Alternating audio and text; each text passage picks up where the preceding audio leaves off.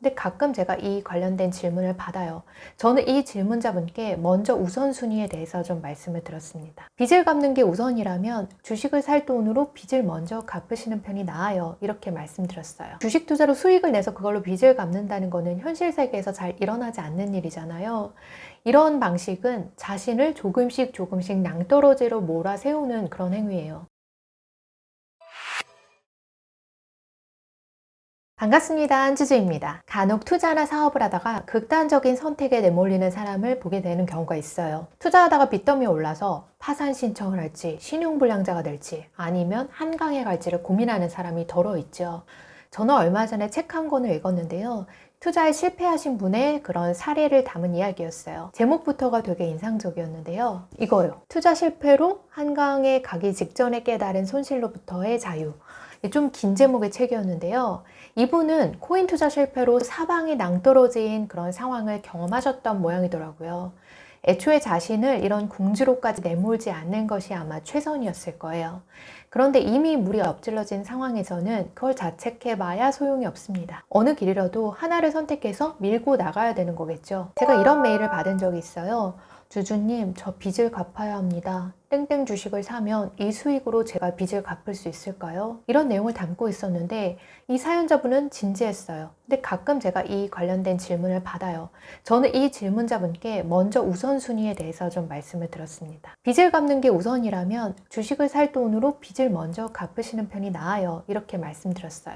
빚을 전략적인 투자의 수단으로 활용하신 거라면 질문자가 원하는 방식대로 그 땡땡 주식을 살 수도 있을 거예요. 장기적으로는 그 땡땡 주식이 오를 가능성이 더 클 테니까요. 하지만 질문자분의 의도는 그게 아닌 것 같았습니다. 투자로 수익을 내서 빚을 갚는 걸 원한다. 그런 소망을 내비치고 있었거든요.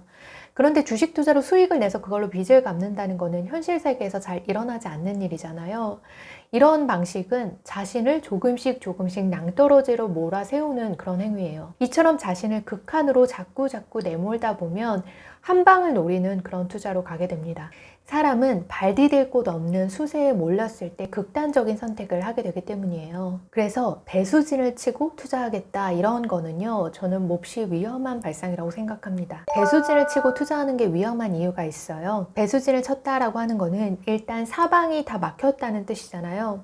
그래서 정말 어쩔 수 없이 그게 최악의 선택일지라도 무리하게 정면 승부를 해야 되는 그런 상황이에요. 이런 상황이 바로 배수진을 친 거거든요. 살면서 배수진은 안 치는 게 좋아요. 배수진 치고 공부하면 뭐 집중이 잘 된다고 하는 분도 있는데 사실 베스트는 미리미리 해놓는 거죠. 배수진 치고 시합에 나간다고 하는데 사실 최고는 안 싸우고 이기는 부전승이 최고죠. 배수진 치는 거는 지금 자신이 가지고 있는 패가 다 안 좋을 때, 그럴 때 하는 거예요. 자신이 쥐고 있는 패가 모두 다 안 좋은 사람은요, 위험을 추구하는 경향이 있다고 알려져 있습니다. 안 좋은 선택만 남았을 때는 자포자기하는 심정으로 선택하기 쉬워요. 자, 이런 상황이 투자자인 여러분들께 조금 더 잘 와닿을 수 있도록 제가 게임을 하나 준비해 봤습니다. 먼저 A, B 둘 중에 한 명의 삶을 선택하셔야 돼요. 자, A는 그냥 뭐 슬렁슬렁 살면서 자산 1억을 모았어요. 많이 모았네요.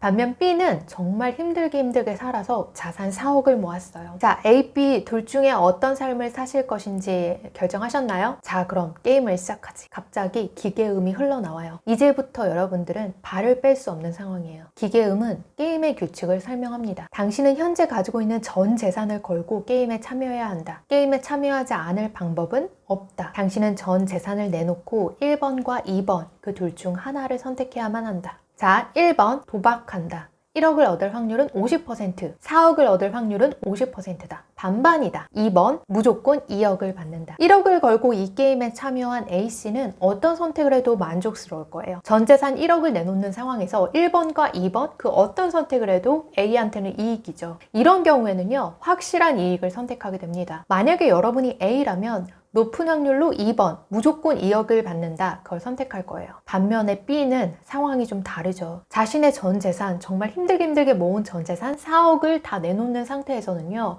1번도 손해고 2번도 손해예요. 그러니까 이 사람한테는 둘 다 나쁜 선택지입니다. 그래서 B에 처해 있는 경우라면요, 높은 확률로 1번 도박을 선택한다고 해요. 도박을 하면 그나마라도 자기의 재산을 지킬 수 있는 여지가 있기 때문이에요. B는 아마 이렇게 생각할 거예요. 무조건 2억을 받는 쪽을 택하면 나는 재산의 절반을 잃게 돼. 2억만 받으니까. 하지만 도박을 선택한다면 내가 한 푼도 잃지 않을 그런 승산이 있어. 50%의 확률로 4억을 받을 수 있을 테니까. 내 자산을 지키려면 도박을 해야겠네. A와 B는 이렇게 같은 선택지가 주어졌지만 다른 선택을 할 가능성이 큽니다. 한 명은 확실한 이익을 선택하고요. 다른 한 명은 도박을 선택한다는 거죠. 2번, 무조건 2억을 받는다. 요거 되게 좋아 보이지만요. 하지만 이 값이 각자의 상황에 따라서는 다르게 받아들여진다는 거예요. 이렇게 되는 이유는 A와 B의 기준이 되는 그런 중거점이 다르기 때문이에요.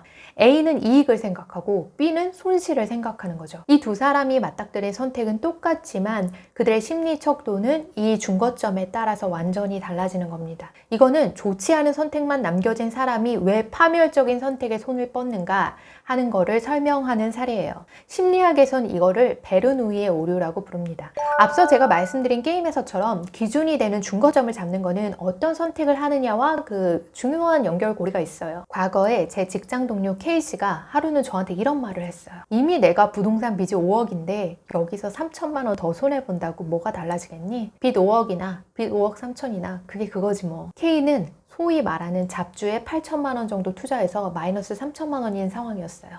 3천만 원 손해 딱 요것만 놓고 보면요. 진짜 큰 돈이죠.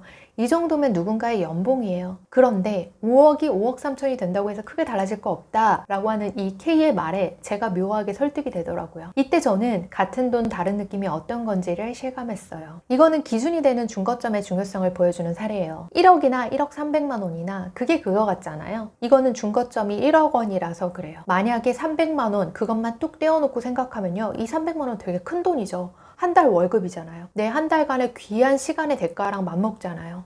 만약에 제 친구 K가 빚이 5억이나 5억 3천이나 그게 그거야 라고 해서 그 3천만 원을 내던지듯이 투자하면 어떻게 될까요? K의 삶에는 앞으로 점점 더 힘든 선택지가 주어질 거예요. 점점 더 오도 가도 못하는 상황 속에 놓여져서 자포자기하는 그런 선택을 할 수밖에 없게 되겠죠. 늦었다고 생각할 때가 진짜 너무 늦은 거다. 그러니까 지금 당장 시작해라. 이 박명수 씨의 말은요. 아직도 종종 나와요. 늦었다고 생각할 때가 늦었는지 아닌지는 뭐 각자 판단할 문제겠지만 지금 당장 시작해야 하는 거는 맞는 것 같습니다. 늦은 때라고 해도 아직 방향키가 내 손에 있다면 최대한 이걸 올바른 방향으로 그 키를 돌려야겠죠. 제가 오늘은 과감한 베팅을 하는 이면에는 어떤 마음이 있나 그걸 보여드렸어요.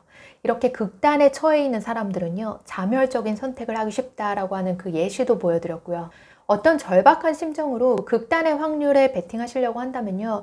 그때 반드시 멈춰서야 한다고 생각합니다. 절박한 투자자는 지금 적의 쫓김을 당하고 있는 건지도 몰라요. 뭐 옥죄어 오는 그 빚이 마치 적의 100만 군대처럼 그렇게 여겨질 수도 있는 거잖아요. 빚을 피해서 막 도망가려고 하지만 바로 앞이 막 낭떠러지야. 그래서 오도 가도 못하는 상황일 수 있어요. 그때는 그 낭떠러지에서 뛰어내리지 말고 그 낭떠러지를 잠깐 지그시 바라보는 거예요. 그러면 그 낭떠러지 옆에 분명히 계단이 하나 보일 거예요. 어라? 여기 계단이 하나 있네? 하는 거죠. 그러면 그 계단을 밟고 한 걸음 한 걸음씩 내려오면 되는 거예요. 근데 여기서 아니 계단이 너무 길잖아. 이걸 언제 다 내려가고 있어? 하면서 극단적인 선택을 하진 않았으면 좋겠어요. 일단 그 계단을 하나하나 밟고 내려오는 거예요. 저는 빚은 그렇게 갚으면 된다고 생각해요. 처음에는 이게 되게 막막해도 바닥이 보이기 시작하면 이게 또 되게 기쁘거든요. 투자도 마찬가지예요. 저 높은 고지에 단박에 날아갈 수 있는 그런 방법은 없어요. 높은 고지에 단번에 도달할 수 있는 방법은 뭐 단번에 추락할 수 있는 방법이기도 하니까요. 한 방을 노리는 투자는 이렇게 너무 위험한 방식입니다. 자신을 너무 극단으로 내몰지 말고 배수진을 치지 말고 좀 편안하게 투자하셨으면 좋겠습니다. 오늘은 여기까지예요. 주주님들 편안한 밤 되세요.